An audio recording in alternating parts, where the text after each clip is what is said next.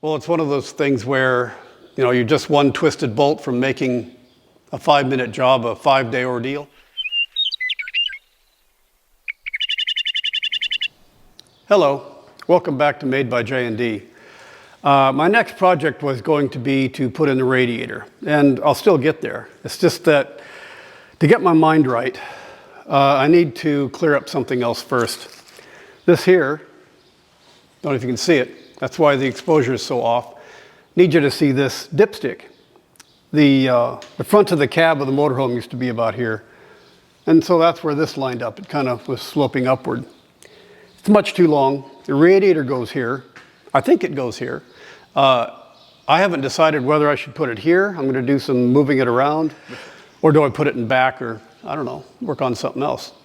To get my mind right and working down the one path rather than be distracted by this all the time, I've got to change the dipstick tube. This is a new old stock dipstick tube for a 455 cubic inch Oldsmobile. And it doesn't have the stick in it because I'm going to take this one and modify it. For some reason, I couldn't get this and a dipstick. I could only get this alone, or I could get a chrome-plated tube, which I didn't want. Anyways, I got this one. I'm going to modify the dipstick here, the actual stick itself, to suit. Trouble is, to get this in, I have to take this one out. Makes sense, right? But it's trapped. This one here I can pull out about an inch, and it hits the exhaust manifold. I've got to take the exhaust manifold off, and the bolts are stuck. So, I'm going to take the cab off. And that's another thing. I've been using the gantry crane, which works, but it's really awkward. I've got to lift it up over the top of these wheels. And I can do that. It just takes a long time with the chain fall and all that, scrubbing on the cab. I figured I've got this really nice hoist right here that I can use the hoist to pick up the cab. And to do that, I need to get the truck off the stands and blah, blah, blah. So I'm going to take all the jack stands out from underneath the truck. I don't need it level anymore. I'm going to put it out on the suspension on the front, which I haven't done as yet. I thought I did, but it turns out I hadn't. Because I'm kind of curious as well as where the tires wind up inside the wheel well. I don't think it's going to be much sag. The springs are made for a big vehicle, and this cab weighs hardly anything, at least in relation to how big the motorhome was. You can see it's kind of squatting right now because these bags, I'm going to change them out anyway, and I've got all the air out of them. So it's just kind of squatted down. Yeah, it's one of the advantages of the motorhomes. It had that airbag suspension. Yeah, it's just what I thought. The springs are really, really strong for the motorhome. They're actually torsion bar on the front. So I'll probably have to tune those simply because it doesn't weigh anything. And just to get it to settle a bit. I've got a good 8 inches that can come out of it. All right, so now that that is repositioned, I can get to the exhaust manifolds just fine. The other problem with the manifolds are these bolts are broken out on both sides. I had to cut them actually to get the exhaust down pipes off. So the first task, see if I can get these bolts to turn. What do you think my chances are? I think I'll start with penetrating oil. Whoever kept up the motorhome, they did some pretty good maintenance. These are all super fat wires. I think they call it HDMI, spark plug wire, MSD. They got numbers. All the cylinders are numbered, so I don't have to worry about getting the wrong one on. 9/16. No. What? That's loose. What the heck? That can't be. It was loose. Now I'm worried. Why would that be loose? Oh, I can't believe it.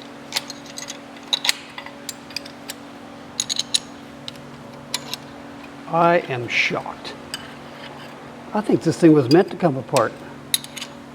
Look at that, they all turned. Huh. You can even get to them. They're not all pinched in there like a Ford would be. So they're not all jammed in there like a Ford would be, but then I guess that meant GMCs were meant to be taken apart more often.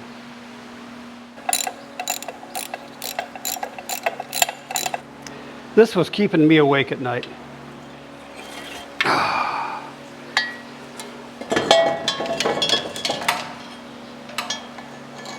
Get new gaskets for it. Okay, the problem is these bolts here. I have trouble getting them out.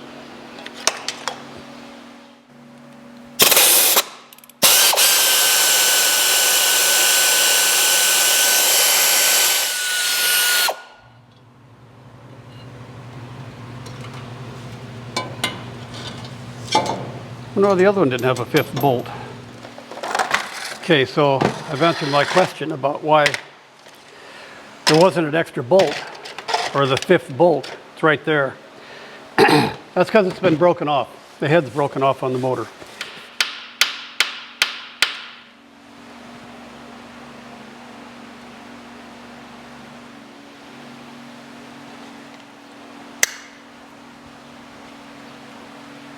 One long, angry line later.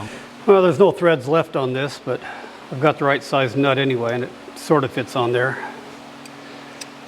Screw it on just a little bit if I can, and then I'll weld it up inside. And maybe, if I can, maybe a little bit on the outside here, but don't know if there's going to be any room for that.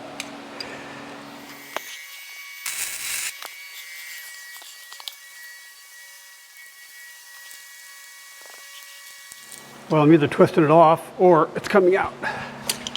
I'm twisting it off. Oh gosh, now what? I'm sorry I wasn't able to capture that better. The microphones had gone dead. Anyways, the bolt didn't come out. I ended up welding these two nuts on there and they both twisted off, which was, you know, it was something worth trying. And what I was then able to do is I took a drill and I actually managed to line it up just fine. There's that hole I had to drill out. And then using a 3/8/16 tap, I was able to tap that out. And it worked. The hole appears to be more or less straight. I think it's in the right spot. I won't know until I try to put the manifold back on. This is just a short little nut that I've used to try out the hole, make sure it's working all right. And it fits fine. It's flat all around, so it joins up all right. I'm just going to mount this manifold in the vise because I have to drill out these two studs. I was lucky on the other manifold because that's one of the studs that came out. You see I cut that, but the other manifold, both of these studs actually came right out, no problem. I just used a combination of pliers and vice grips. They came out, but these, no, not so much. I haven't actually tried this one. But this one here, I've tried to use a pipe wrench. You know, it ain't coming. So I'm gonna have to at least drill this one out. This one I'll try here in a second. I've had penetrating oil on it for what it's worth. And yeah, no luck so far. Anyways, I'll try to see if I can break that free with just the pliers. Yeah. Okay, so drill it out. Now I got really lucky. This is a tapped hole. I got really lucky when I did the manifold because I managed to get exact center and then I had it more or less straight with the drill. The thing I did wrong though is I used a tap, or I used a drill bit. I broke one of them, it's still in the drill. But it was the right size to tap the hole, which I shouldn't have done. It should have been something smaller, and then I could have used a regular extractor to get it out. These are my screw extractors. They're kind of a square drive. And so what I'll try to do is drill the right size hole for that one and see if it'll come out. I've only ever had one of these work once. I mean, in my entire life, any kind of extractor. So, yeah, let's hope for the best. All right. What are my chances?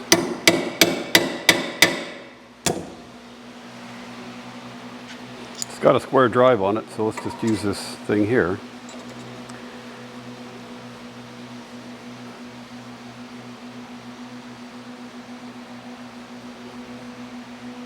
No luck so far.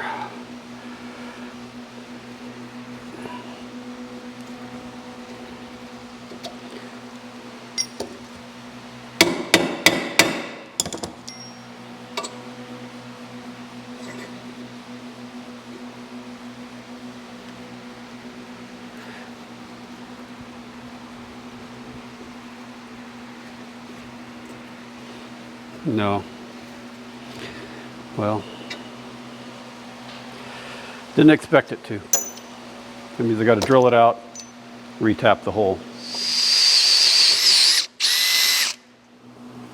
I think I lucked out. Gonna see if I can knock out what's left of this.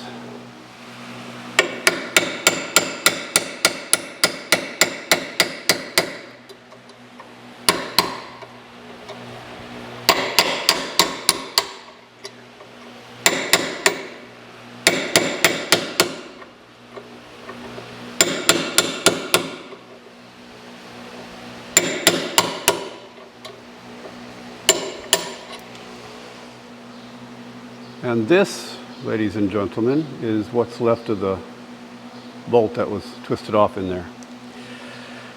See how badly I messed up the threads here.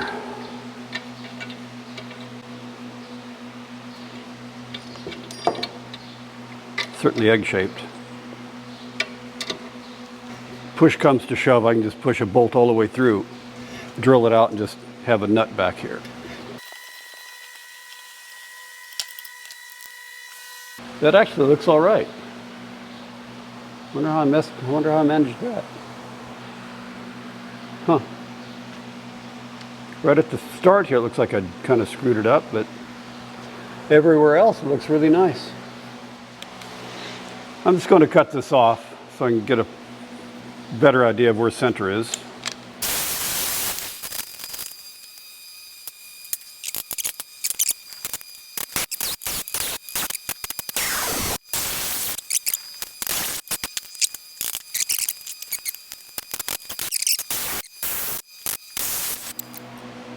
This here, folks, is a little springy looking thing. That's the remains of the bolt that came out the back of that hole.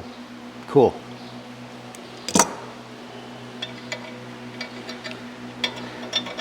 That being the case, let's use that as a guide to get it threaded up all the way out the front.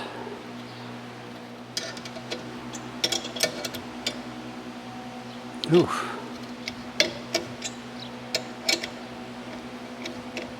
Work its way through here.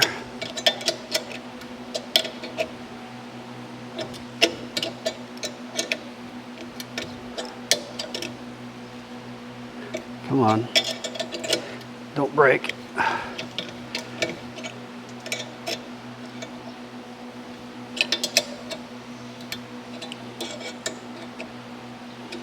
think it's the remains of the bolt. Yeah, they're coming out. Right here, you can see the remains of that old bolt coming out of here. That's why it's getting hard to turn. For whatever you think. I don't know if I'm lucky or just good, but yeah, I think I'm lucky. That's, I drilled straight down the center of that. Amazing. Okay, I've shown you the dipstick. Really, really, really long. The exhaust manifold was right here and it was pinched. I don't know if that was because they changed the exhaust manifold at some point or they pulled it off and put it back on. And then they just trapped this behind it. Was it supposed to come out on the outside? I don't know. But this one definitely goes on the outside. It doesn't get pinched between the exhaust manifold and the block. But the important thing is here, I've got this seated right there, and that's as far out as it needs to come. So I need to measure, if I cut this dipstick to fit the new tube, where do I cut it? How short do I make it? Tape measure. That's where as far as it goes into the block. And that is 8 inches.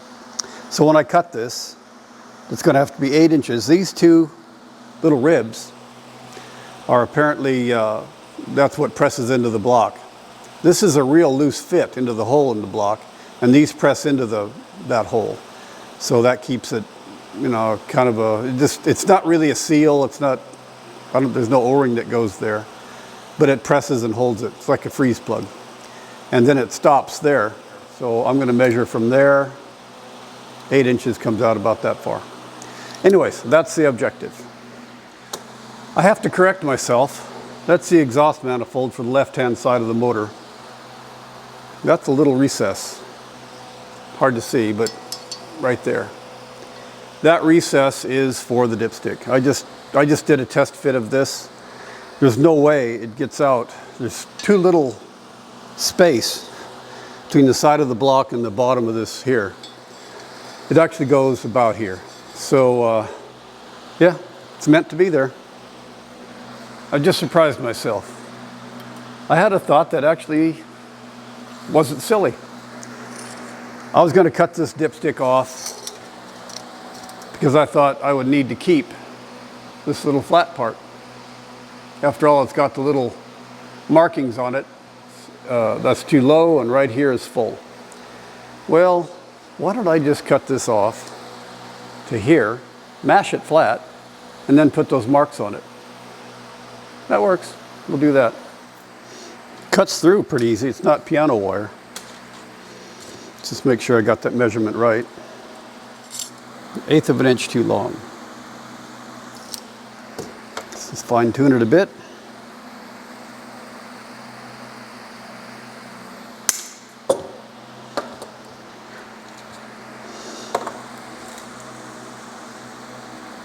Perfect. Now this side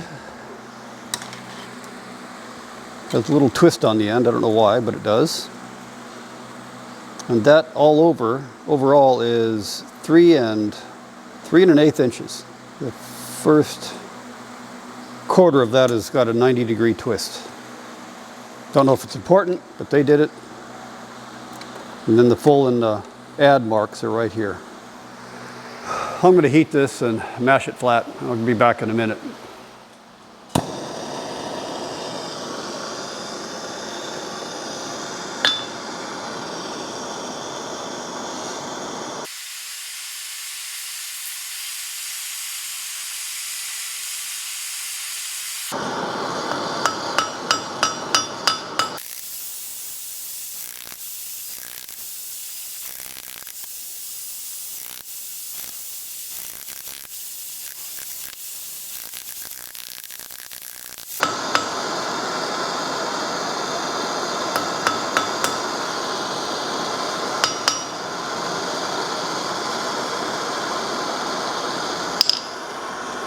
That'll do. The last thing I have to do is put that little twist on the end, the last 1/4 inch, roughly.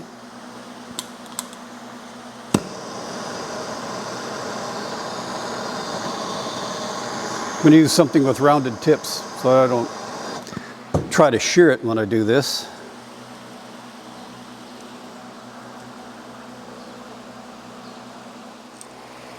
And there we go. In the interest of keeping going while I'm waiting for parts, I'm trying to clean up the exhaust manifold, the sealing surfaces here, because they're pretty pitted. And is that a bad thing? I don't know. The gasket should take care of some of that. I'm getting some stuff off. Well, I was starting to use a brush, which barely touched it. I mean, it does something, but it hardly touches it. I started thinking, you know, I wonder, have they warped over time? So I got a straight edge here, and this, actually I haven't done this yet, 5 thousandths. That is a lot of gap. I don't know how much the gasket can make up for, probably that much. But you can see how bright this one is. This is one I've already done. 1.5 thousandths. Nothing. How did I do that? I have an old aluminum level and a piece of, this is 80 grits emery cloth. I just ran across the top. It worked. It worked. I mean, it took some time. It took about an hour. But I just rubbed it across, big long surface, and I think I got it pretty well there. At least it was better than it was. It's not like I had a milling machine and I milled it flat. No, it's not that flat. But does it need to be? The block is still messed up. Anyways, these are certainly a lot better than they were when they started. Can't be bad. I'm going to continue with it here. Good news and bad news. Yes, I got it straight. There is no rocking. Doesn't pivot anywhere. Front to back. Yeah, probably maybe a little bit high right here. That's nothing near what it was. Certainly can't get a feeler gauge in there. That's 1.5 thousandths. Trouble is, here's a close-up. There's a crack right here. And it's cracked all the way through. Maybe it was that way from new. Is it a problem? Who knows? I'll do some study online. You know, maybe I can get a cheap one of these, replace it later if I need to at all. But yeah, that crack's there. I don't really have any way to fix that. It takes you go to Keith Rucker and look at his vintagemachinery.org, and he's fixing cast iron all the time using brass. He brazes this. But he's got a big torch, and you know, he's got some experience. This will still work the way it is. So I'm not going to try to fix it. I might make it worse. So there, yep. Just emery cloth, 80 grit, and an old level. Pretty pleased with that. The instructions say even if there is, 20 thousandths or a good amount of clearance, there are some products that they recommend that can, you can goop them up. But I'm not going to try to use any material like that or any gasket sealer. I am going to try to just go metal to metal, and that'll have the best contact, copper gasket all the way through to the manifold, and everything stays the same temperature. Good temperature transfer. So let's get busy cleaning this up, and then I'll run my straight edge or my level with the emery cloth across it and see how I can clean it up. It's pretty fortunate that the entire side of the motor here is clear. There's nothing keeping this from nothing interfering with this process. Bit of a low spot here. Low spot along here. Kind of a low spot. This is a low spot. Now it's going to clean up fine. Nothing to it. It'll be a lot better than the manifolds because they were pretty bad.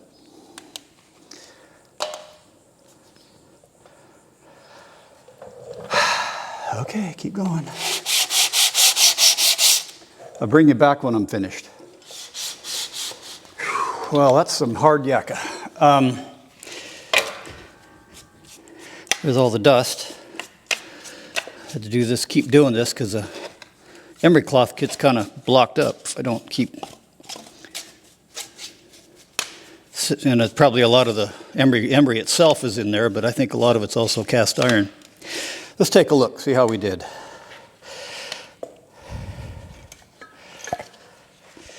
Now, this has been several hours, and changed the emery cloth a bunch of times.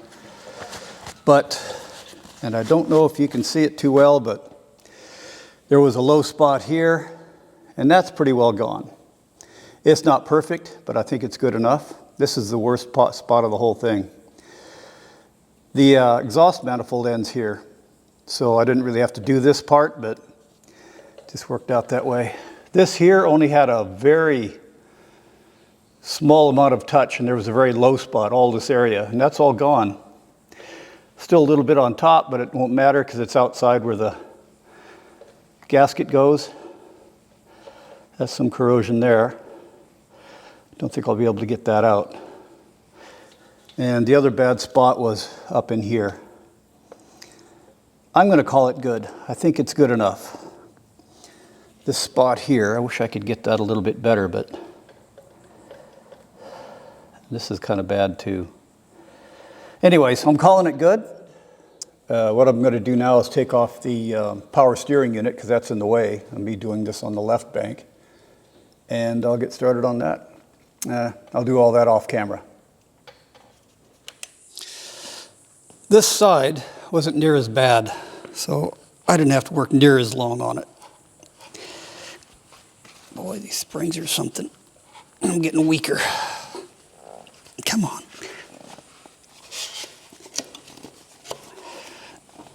There we go. I think that's looking pretty good all around. There are some minor pitting, but for the most part, whoops. But I think that is fine. There was a pretty bad mark right here where something looks like it had dented it, but I got most of that out. Okay. Right, the dipstick's got to go in next. And I'll take this little plug out. And now this is kind of a hard part. So I made a tool. I took a 5/8 bar and I drilled a hole in it to about here. And then I just cut a slot. And I think that should do it.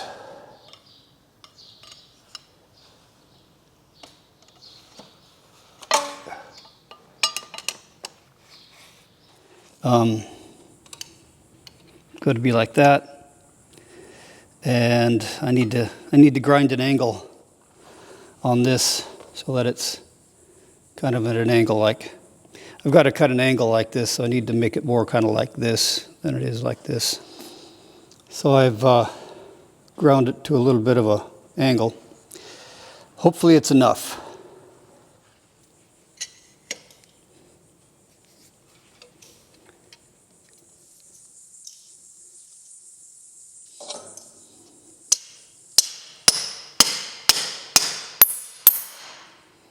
That worked.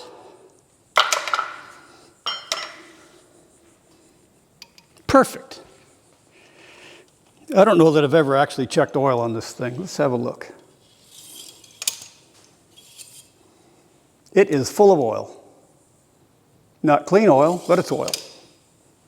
Good. Now the exhaust manifolds. You know, if you're an aircraft mechanic, you'd have a copper coat here. Keep the threads from freezing up. Some kind of anti-seize.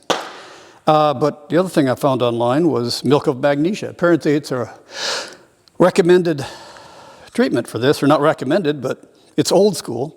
Just got to make sure it's sugar-free, and this one is sugar-free.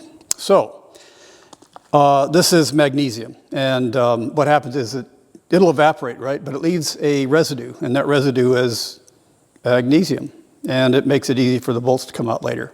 So that's what I'm using to treat this with. Get it all stirred up.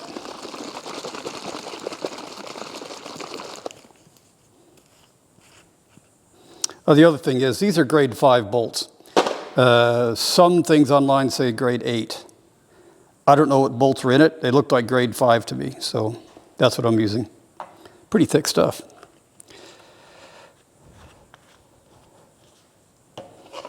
And you just kind of coat the threads with it. Let the excess drip off. You know, it's a shame this crack was here because I was able to sand this nice and flat. But that's okay. I've got a new one now, new old stock. Apparently, these two manifolds, they're shared between the 403 and the 455 olds. This is the original that came off the right side of the motor, and that's fine. It's kind of weird. These actually are pointing up, and that's because these header pipes, how they came off. And I think they did this because it had to go around the front wheel drive. So these copper gaskets have a fairly pronounced rib right around the edge here, at least on the face, one face, and it's a hollow on the other. Do I put the hollow toward the engine block? Do I put the rib toward the engine block? They can go either way. I'm going to put the ridge here, toward the manifold, for no other reason than because the manifold has some pretty big milling marks on it, and I think that'll serve to seal those milling marks. The other thing is I've got to make sure I use these washers, because these are really heavy-duty washers, and they help spread the force out, don't crack the casting. I was reading the book for installation. I know some people might recommend putting in some kind of sealer at this point, but again, I've gone through the trouble of matching these ports, or not matching, but making them flat. I know this manifold is new, it's nice and flat, it's got some milling marks, but the gasket will take care of it. And at the end of the day, I don't think I need to use a sealer, I just don't want to mess with it. The book itself does not say use a sealer. However, I've found other advice online that if you have more than 20 thousandths gap, I think actually the book said that, if you have more than 20 thousandths gap between this face and this face, use a sealer. Because the gasket can make up for a lot of sin, but not that much. And when I torque these down, torquing them down to 25 foot-pounds. Whoops, that gasket's got to go on the other side of the...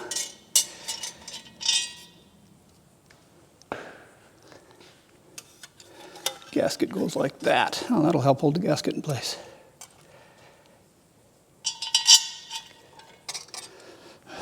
Not knowing any particular rhyme or reason, I'm just going to start at the middle, go to 24 foot-pounds, 25 foot-pounds. That's releasing.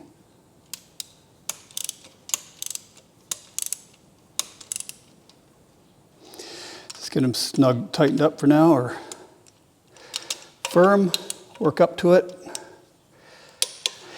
1, 2, 3,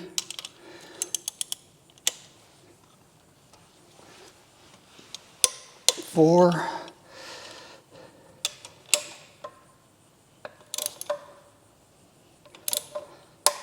5.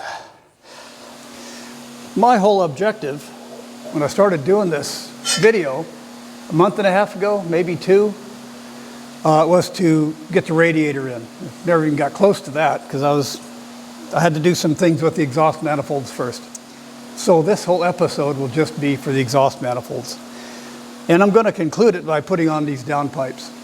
Again, this exhaust manifold is special because it's going down around the automatic transmission here. It sits about here like this. It uses a special little gasket here and some bolts with springs that allow this to kind of move around. I'm going to do the milk of magnesia thing on it again because these bolts were broken off, or these were seized and I had to cut them. But I wanted to show you these gaskets here. Special little things. It's not your regular little donut. And I guess, I'd never seen one. They're fairly common. But this ring slips inside of a recess here. I want to bend these little tabs out a little bit just so it holds it centered.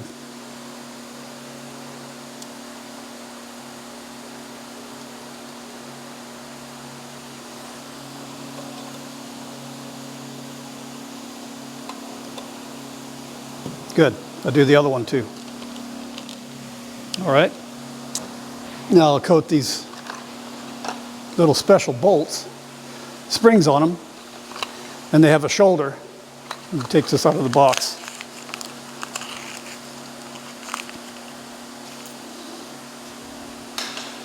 So no washer or anything. That just rides against the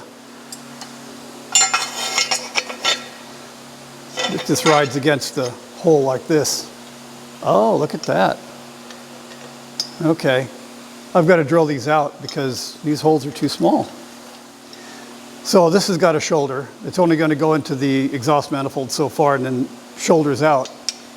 And then the spring goes here like this and holds this, gives it some movement anyway. It's able to move around a little bit. I don't know what size the shoulders were before, but they're now 1/2-inch holes.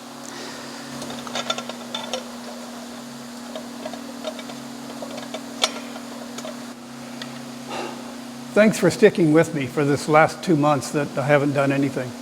I had some other things going on and I just had to do that. Appreciate you coming back. If you haven't subscribed, please do so. Give me a thumbs up and I'll see you next time. Thank you.